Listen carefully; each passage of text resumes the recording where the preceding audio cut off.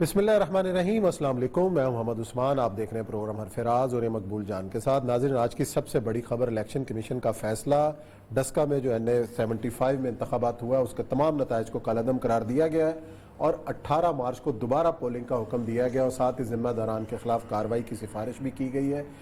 PTI जो थी उसका ये स्टांस था कि 23 पोलिंग स्टेशन पर दोबारा पोलिंग कराई जाए।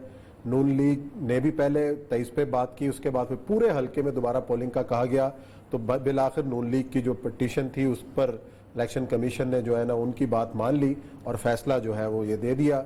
अब क्या होगा, कितना बड़ा फैसला है इलेक्शन कमीशन का, इस पर करेंगे बात। और साथ ही एक अहम डेवलपमेंट, आज DGMOs DG military operations Pakistan और भारत के उनके दरमियान राब्ता हुआ और कंट्रोल लाइन पर सीज फायर की खिलाफ वर्जियों के हवाले से बातचीत हुई और मैकेनिज्म तय किया गया। ये कितनी बड़ी पेशरफ्त है खित्ते में अमन के हवाले से, इस पर भी करेंगे बात। एक और अहम इशू है ईरान के बॉर्डर सिक्योरिटी फोर्सेस की जो फायरिंग से लोग मारे गए, उसके बाद ईरान के अंदर क्या सिचुएशन है।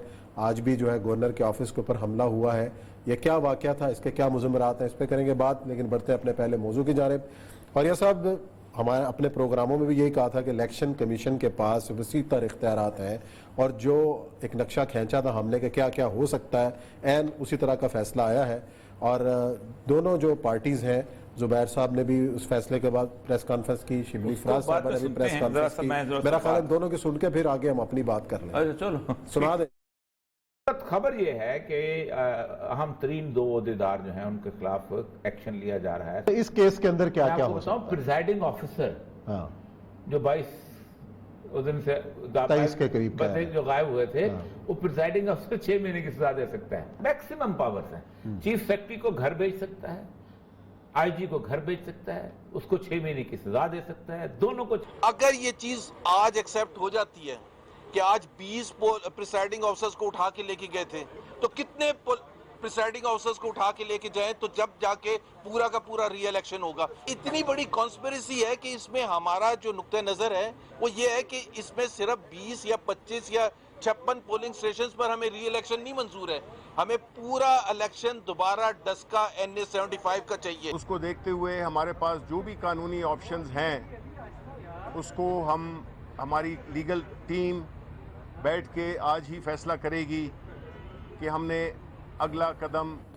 बहरहाल जी, इलेक्शन कमीशन का फैसला जो भी है, लेकिन PTI ने फैसला किया है कि जो मुतलका अली असजद मल्ली साहब हैं वो इलेक्शन कमीशन के फैसले को चैलेंज करेंगे, अपील करेंगे। तो होगा क्या वैसे अगर अपील करेंगे? माफ करो, उस्मान साहब, गुज़श्ता तकरीबन 15-16 साल से मैं ये लिखता आया कि इलेक्शंस ना फौज का काम है और ना जुडिशरी का काम है।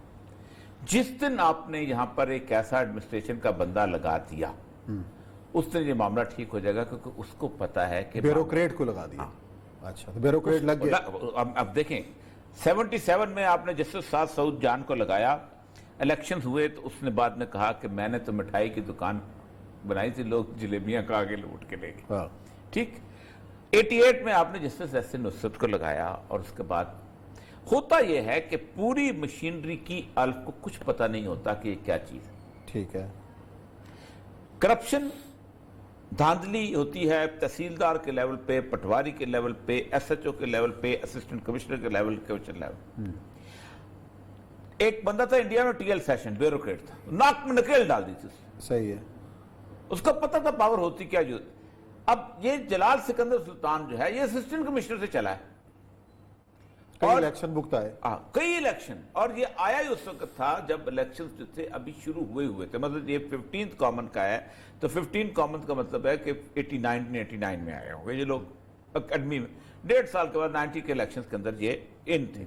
उसके बाद जितने भी इलेक्शंस हुए, इनको पता है कहाँ धांधली होती है, किस तरह की जाती है, कौन क्या करता है, ये भागने वाले कौन होते थे, चीफ सेक्रेटरी का रोल कहाँ पर होता है, IG का रोल कहाँ होता है, RPO क्या करता है, फलां बंदा क्या होता है, उसको पता था। उसने नब्ज पे हाथ रखा।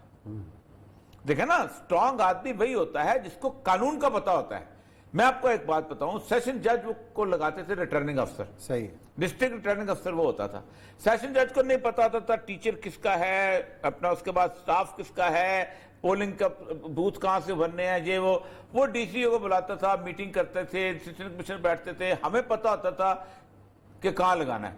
اب وہ جو ڈی سی اگر کسی نون لیگ کے ساتھ ہمدردی ہے، جو اس کے ساتھ ہمدردی ہے، یا ان کی پارٹی نے لگایا ہوا ہے یا کچھ ہوا ہے، تو وہ اس طرح کی پولنگ سکیم بنا کے بھیج دیا کرتا تھا، جس سے ایک طویل عرصے تک کے سارا کچھ ریگنگ ہوتی رہی ہے، اور سیشن جج بیچارہ سمپل ایک مور لگایا کرتا تھا۔ صحیح بات۔ فوج کا جو سپاہی ہوتا ہے اس کو بالکل نہیں پتا ہوتا، جو باہر کھڑا ہوتا ہے، کہ کیا اندر ہو رہا ہے اور کیا ہو سکتا ہے۔ اس نے دیکھنا یہ مور میجر صاحب کا ٹھک، تم اندر جاؤ، یہ مور غلط ہے، یہ صحیح نہیں لگا، تم نہیں جا سکتا اندر۔ اب اگر کوئی یہ کہے کہ چیف آف آرمی سٹاف جو ہے وہ بدو ملک کے پولنگ نمبر فلاں کے اوپر بھی اس نے انسٹرکشن دی تھی کہ دھاندلی کرو، تو یہ بہت زیادتی تھی۔ تو ہم نے 15 سال سے ہاتھ باندھے کہا تھا خدا کے لیے اس معاملے نہ۔ پاکستان کی تاریخ کے واحد صحیح فیئر الیکشن ہوئے تھے 1970 کے، بیوروکریسی نے کرائے تھے۔ کیوں؟ کیونکہ ان کو کہا گیا تھا کہ نہیں، دھاندلی نہیں کرنی۔